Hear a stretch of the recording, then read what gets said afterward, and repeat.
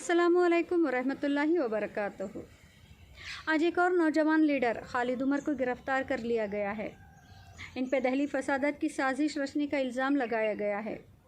वैसे इस तरह का इल्ज़ाम सिर्फ उमर खालिद पे ही नहीं लगाया गया, बल्कि इससे पहले कई सोशल एक्टिविस्ट और NRC, CAA, NPR की मुखालिफत में एहतजाज और मज़ाहरे करने वाले नौजवानों को UAPA जैसे गैर इंसानी क़ानून के तहत गिरफ़्तार किया जा चुका है, जिसमें कई सिन्फ नाजुक भी शामिल हैं।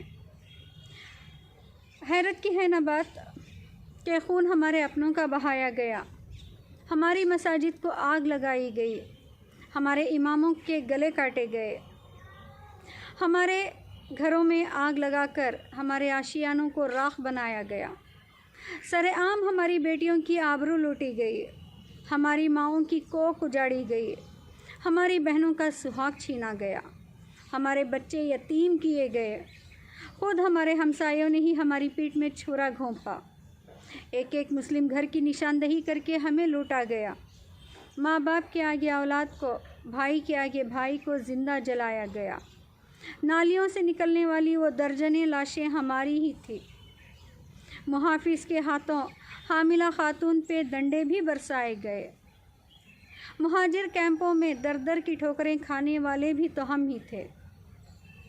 इन तमाम मज़ालिम के बावजूद, जी हाँ, इन तमाम मज़ालिम को अंजाम देने के बावजूद वो मासूम और गुनहगार हम बना दिए गए।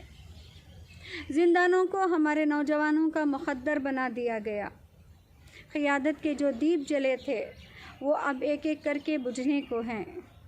उम्मीद की हर किरण अब मिटने को है।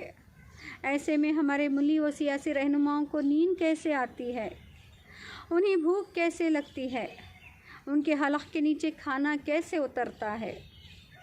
क्या अब इनका काम महज सैलाब के नाम पे चंदा जमा करने तक ही सिमट गया है, या हिकमत व मसलहत के नाम पे अमन व अमान की अपीलों तक रह गया है? क्या इन्होंने जालिम के आगे घुटने टेक दिए हैं, या ग़ुलामी की तोख अपने गलों में सजा रखी है? अगर ऐसा नहीं है तो ये अपने बिलों से बाहर क्यों नहीं निकल आते? हुकूमत की नाइंसाफ़ियों के ख़िलाफ़ आवाज़ क्यों नहीं उठाते? अफ़सोस अब के वो न आए, जी हाँ, अब के वो न आए तो हम यही कहेंगे कि बेगुनाह होकर भी हम गुनहगार बन गए, बेगुनाह होकर भी हम गुनहगार बन गए। जुल्म पे चुप रहकर वो भी तो जालिम के मददगार बन गए।